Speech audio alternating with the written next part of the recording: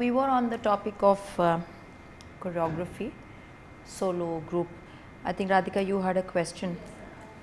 I wanted to ask when the audience sees a solo performance, say a Natika Varma, where there's only one bhakta because it's being performed solo, and when if he sees maybe the group, like the audience, how do they respond to that? Don't they get confused with how many bhaktas are there, or how do they take that particular? I wish I had audiences which asked all this.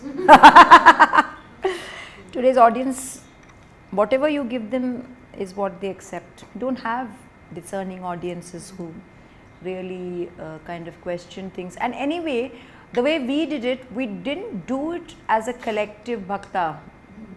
We still had the individual, very much the individual saying what he has to say. And so it depends on the approach as well. Na? As I said, it cannot be one multiplied into so many, all of them. And then it's too predetermined also. Here there's still scope for manodharma also. In that one avartanam, what you say is your business, and you know what the other person is going to maybe probably say, because in a rehearsal you don't at least know the broad parameters of who's going to say what. So within that you have enough creativity to kind of say what you want to say. It's not kind of fully, you're not kind of boxed in, So because many people have this thing that in a group there's hardly any manodharma possible, and it is kind of very predetermined. Yes, many sections you can't kind of play around, but we do keep in many productions some places where there's scope for improvisation, and where there is scope for your own reacting to a different place each time you are performing or trying to view it differently. So I guess that much is possible. You had a question? Yeah. Margam is one thing, and okay, multiplying or getting more bodies to do within the margam. But today, if I want to make my own statement, how do I take the dance, make it my own, and maybe refer to the social environment that I live in, and address it and address issues that matter to me? Because a lot of times you're asked to present works on particular themes that are outside the scope of mythology or the general content of Bharatanatyam. So how do you go about doing that? See, there are two distinct things in this. This is a philosophical decision first, Many people want to stay as known to be doing only the classical and not wanting to step beyond that. And that's your own choice. If you feel that's where you're most comfortable and that's where you would want to stay, and you really don't want to explore something else, that's perfectly all right. And within that you create, you kind of go deeper and you expand your repertoire. But there's also this possibility of using dance as a communication tool, very potent communication tool. And to see what happens when you take a contemporary subject or something that is bothering society or bothering you as a person, and you want to express through your art, because it's happening in visual art, it's happening in theatre, it's happening in music. So is it that impossible through dance? But the only thing is it happening through classical music? What the elements that you actually see? Visual art is very, it cannot be compared with classical music or classical dance. Visual art is a very loosely kind of, it doesn't have those do's and don'ts which we strictly follow, or it doesn't follow a text like the Natya Shastra. It's just some broad techniques which are there, which also sometimes people go beyond and do their own thing. So there's nothing like right or wrong, So is the case in theatre. It's a form of self-expression, and if I feel this is the way I want to do it, that's the way. Broad tenets are there, but not this kind of codified, structured grammar which you have to follow. So, just to compare the classical music or dance with other genres suddenly seems very unequal comparison, you know. So, that's why many people still want to stay within the bounds of the creative, of the classical realm, because once you step out, how far do you step out becomes the issue, and in what way do you step out also becomes the issue, and then acceptability becomes the issue. So, there are lots of things that you know, kind of come into play at the same time. So, I think that's an individual artistic philosophical decision you have to take, whether you want to really do something like that, and how deeply you are disturbed by it and how badly you want to do it also. Not because X is doing it or X is asking you to do it, but do you really want to do it? You know, there has to be an inner urge to really do something that is relating to a social cause or relating to something that you feel concerned about. I can tell you my experience. My first work which I did is Shivam, which was inspired by one of the people I used to go for Sanskrit poetry. This is outside the Margam. Outside the Margam and group. So, I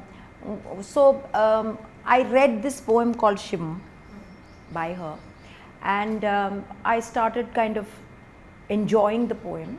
It was very abstract, extremely difficult to maybe straight away do in abhinaya or do in any kind of visual vocabulary. So, I kind of sat over it for a long time, kept reading it, and then suddenly tried to link it to with pure dance, with swaras and the kind of elements that we had. Called in my musician Vasanti Krishna Rao, and sat, and of course that was the time when the poetry was read in between in English, and then we translated that into dance. So, each verse was read in between in English, and that got translated into dance through whatever vehicle. We chose different mediums for different paragraphs. It was not the same kind of approach. For example, there was this one beautiful, I don't remember the poem offhand, but of course we can see the clip and you can kind of get an idea of the poem. And there was this beautiful, talked about tenderness, and it talked about Shiva and his tender part. So, we had used that swara pattern, which was which became a very favorite swara of many of us.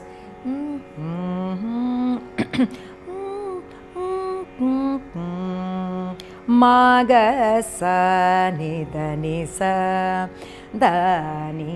maga ga ma da ni da ma da ni sa ni da maga sa ga maga sa maga sa ni da ni sa da ni sa ma ga ma da ni da ma da ni sa ni da ma ga sa ga ma ga ma ga ma ga sa ni da ni sa ma ga ma da ni sa ma ga sa ni da ni sa ma ga ma da ni sa da ni sa ma da ni da. I don't remember the full thing now. Sa ma ga da ma ni da ma sa ga ni da ma da ni sa ga sa ni sa ga ni sa ni da ma da ni da ma ga da ma ni da sa ni sa ma ga da ma ni da sa ni sa ma ga da ma ni da sa ni ga. And then we took a jari tam titaka, tam titaka. So, it went like that. So, creating these little bits of pieces which would actually give you scope to kind of, you know, expand that verse which was being read, interpreting that. See, because we still had the narrative head, very difficult to get out of the narrative head, because dance is all about narration. You have to have a narrative. I mean, so used to that just translated into poetry. Poetry became the narrative which you had as the base, and then you did the abstractions of that.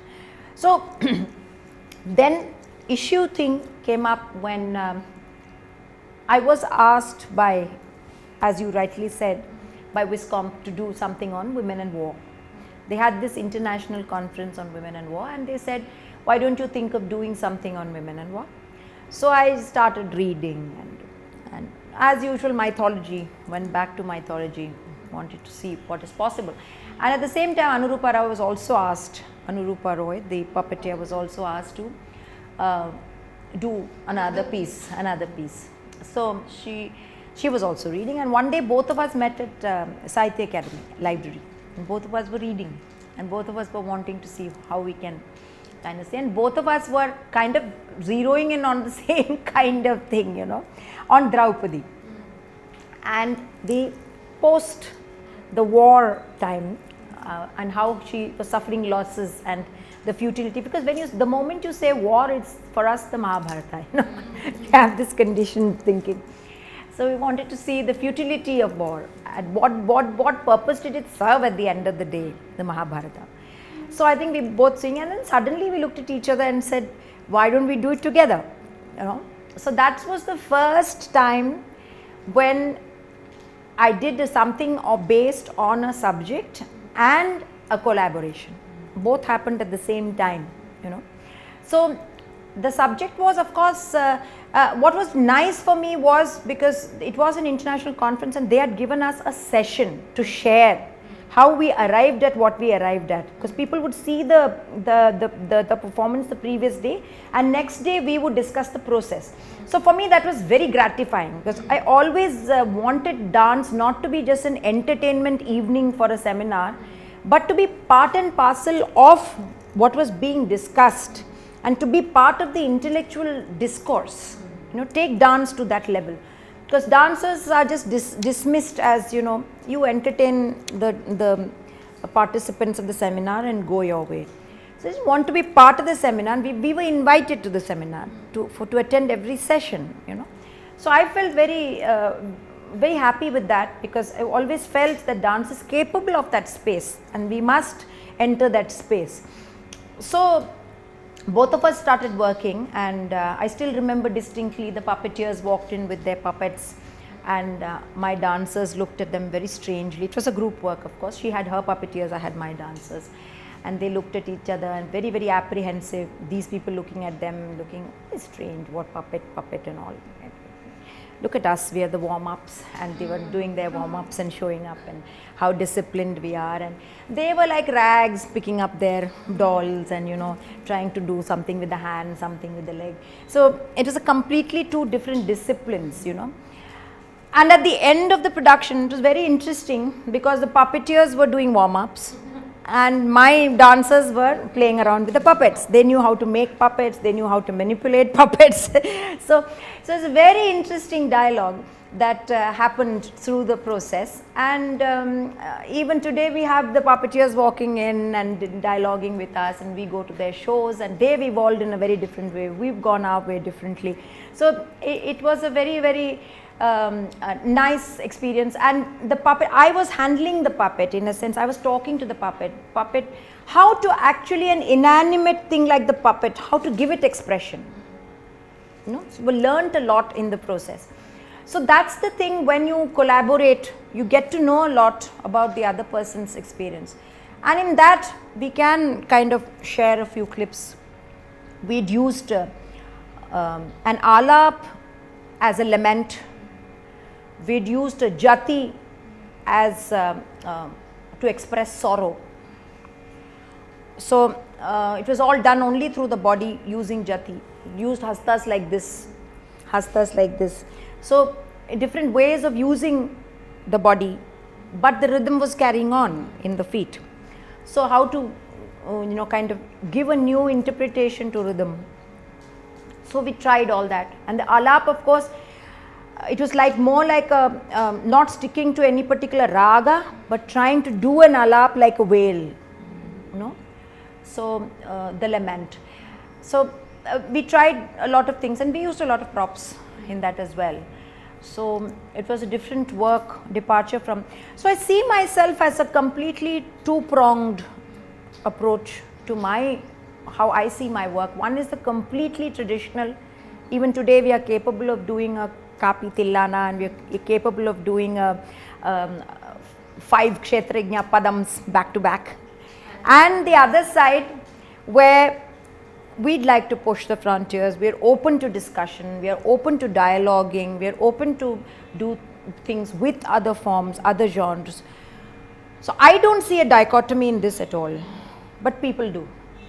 People have a huge issue, you know. People want to be very specific where they can slot you, then they are very comfortable. Oh, she's a traditionalist. She's a contemporary dancer. These so-called tags, which I have never lived up to. Unfortunately, to disappoint a lot of people, I have not lived up to these tags. Isn't Bharatanatyam also contemporary? The fact that we're doing it. I wish people understood that. Yeah, the fact that it's also evolving. It's And sometimes I feel the so-called traditionalist Bharatanatyam are much more pop than the so-called pop. So I just feel that it's all in the head, you know. So as an artist, I think it's completely your take. You want to be slotted as a very comfortable classical dancer, so be it. If you follow your heart and you just do what you have conviction in, then that's another take. So I'm not saying either is right or either is wrong, or no value judgment. I have gone about it in a certain way, and I've never had any regrets, because I never want that, oh, I wish at that time I had done this, I had this opportunity, I didn't do it. I never want to regret that. I want to take opportunity as it comes, and I want to experiment, I want to put, and I feel still the power of Bharatanatyam has not been fully explored. I still feel that there's so much more that can be done. So unless we try out, unless we move, it's not going to happen. Everybody can't be in comfort zones and just say that this is it. Akka, coming back to choreography, when you are choreographing a piece in which you are also dancing, when you choreograph, how do you visualize? Especially, either you'll be missing in action from the choreography, or if you are also dancing with the rest of the bodies, you're not able to see what is going on. So how do you deal with that? It's a very difficult situation, and now I have realized my group is strong enough for me to dissociate from the group. Earlier I didn't have the confidence to do that with my group, because I always felt that if I am not there, maybe it's psychological also. Also my dancers were very young, you know, they were still kind of growing. I have never employed dancers from outside, professional dancers, and done, because I feel the kind of synergy that the group has, because of being my own students, I find that synergy very, very, I just have to say and it's done, you know, they understand what I exactly want. And the similarity in approach, in idea, in ideation, everything becomes very difficult. If I'm stuck somewhere, everybody knows we need a pen and pencil. We know that we need to mark the possibilities with 5 or 4 or 3, we put it down on paper. We know the process. By now we've done so much work that we all understand each other very well. So for me it's still being very difficult to bring in somebody from outside and work with that person. I've never had that. So I just felt initially my group was still very young to let them be, and me to be standing out and choreographing and not being part of the choreography. Yes, it's extremely difficult to visualize. Many times we do videos and see how it looks and then get back. So there are other processes that you engage in, or you ask some other dancer to be in your place and kind of do your bit sometimes and see. So, or many times I keep my solo bits a little different, and then the group comes in. So different ways of even overcoming that problem and kind of circumventing that and doing it. But it is difficult to be a choreographer and performing in the same work. It's extremely difficult. Akka, when you expand from solo to group, the dynamics change, the process changes, the entire approach changes. As a solo dancer, the dancer is trained to be able to handle every aspect of the dance form, communicate with the musicians, and ultimately it's her own solo presentation. But when a group comes, do you think there is a need for a little bit more of democratization and involving more bodies? For instance, if you get a dramaturge or if you get another person who you trust and who knows how you work, who can be like a director or a watchful eye to see everything is going smoothly, then do you think that the approach is different when you go into group, because that the hierarchy sort of fizzles out in that sense? I don't think in our group we've had this kind of thing of having somebody else come in and direct us so far, because we've done our own work. All of us have done whatever we do for a solo, we do that in a group also, and in fact multiplied those many times more and work harder. And each time it's different. Each time it is different. So ideal situation would be if somebody came from outside and directed us, and we had the funds to kind of do that, and maybe see, because outside it works in the West simply because the dancers just dance. Here we are running for costumes, running to distribute our pamphlets, running around to sticking posters. We do all the Mundu boy work, plus we are the beautiful dancers on stage also. So I guess that we used to that now, so we don't know anything else. so in the sense that when people talk of companies, it's very different from what the situation in India is. There it's a much more organized. There's a wardrobe manager, and the wardrobe person does only wardrobe. Somebody else does only lights, means the person light does only lights. If the director only directs. The producer only produces. The theatre manager only sells tickets. So it's all very, very set out, the tasks. But here everybody does everything. Right from cleaning the floor we do. So it really doesn't matter. Of course it has its pluses and its minuses, because pluses are that everybody knows exactly what is happening. Everybody knows. So it's all a well knit, close thing.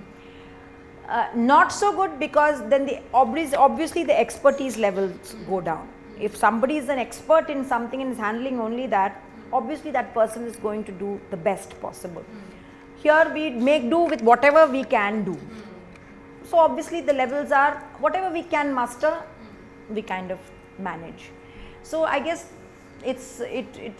that's as I said, we don't know of another situation, So that's the way we are here, and the best part is that we've survived in spite of that. Okay, coming back to now the work.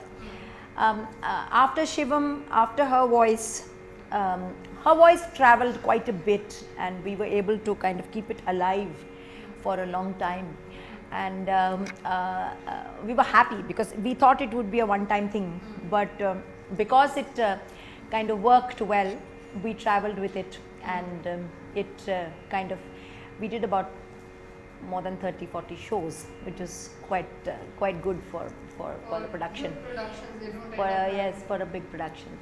And then of course we formalized our own company, our Nritta dance company got more formalized, and we started very seriously looking at work on our end, and I think early 2000 or 2001 was when we started formally, and we did something called Seasons. And Seasons was a complete departure from what we had done so far ever, and we took Western classical music, we took Tchaikovsky's work, and we tried to look at the imagery in Kalidas, Ritu Samhar, and juxtapose it with Tchaikovsky's music. So, ideas totally Indian, totally classical. How did you get that idea to begin with? I'd started listening to music because one of my students was listening to a lot of Deepa Dharmadikari was listening to a lot of Western music, and she had given me some pieces to hear. My other very good friend Shyam Banerjee, he was listening to a lot of music at that, and we were also comparing something in Doordarshan together. So he said, why don't you listen to this music? So I was listening to a lot of music. I was also at that time listening to a lot of Baul music. So I was listening to different kinds of music. And suddenly one day I was listening to music and I was just rehearsing, and I was in this space only, and suddenly I started moving. I did tate teta, I did teha tehi, and everything sat on that. Everything had a beat, and I was able to suddenly catch the essence of what was being said. So I said, this is a great possibility. Why are we not exploring this? So I started hearing more, and that's when we thought seasons would be the best, very universal in its approach. And I was reading Ritu Samhara at that, and I had already done rain and spring in solo. So I thought the imagery was so beautiful, there could be nothing better than Kalidas imagery for the seasons, Ritu Samhar. So I said, why can't I juxtapose that and create something with a different soundscape without really meddling with the grammar or the abhinaya and pure dance of Bharatanatyam. So we did it an experiment in one of the colleges. It was first performed in Gargi and then in LSR. And it was a runaway success, of course, because suddenly, children sat up and they said, what is this happening? Let me understand this, kind of thing. Because the sound was completely different and what was happening was vaguely familiar. So people couldn't make it out. And I think that was quite a path-breaking work for us also, because it's still alive, the production. After 15 years, we still are asked for that work to be produced or to perform. So in fact, people ask us and say, but will you do seasons? Yeah. So you got completely associated. In fact, we want to put it to rest now, but we don't seem to be being allowed to put it to rest. So it was. It's each time you do it, you feel very good, but you feel really good because of the grandeur of the music. It just fills up the space. And many times I wanted to create the same kind of impact with Indian musicians, but you need funds to have that large ensemble, and to create that effect, that large sound effect, to be able to support the dance. So I feel, someday we shall do a parallel. So, with, Akka, how did you address the question of how the dancer should look while doing seasons? Very, very When you're difficult. taking such proposing. That was the first time when I really was against a wall. Because till then, I used to improvise with costume. Even for her voice, I took a traditional costume and I did the drape and I did certain other things, which really kind of, saw me through. It was okay. For Shivam also, I had done something. I had used myself. I just went and purchased. I did a check fan and a plain black. I was always fond of black, which many people thought was very odd on stage, but I thought it was very neutral to say what I was saying. Colors always have an association. So I've always preferred black in many ways to other colors, because what we were saying was quite different from what has already been said. So I wanted to break from the routine red, orange, blue, green. So I just thought we should, now I'm going to take up costume in the next class. Okay, can we do the namaskar?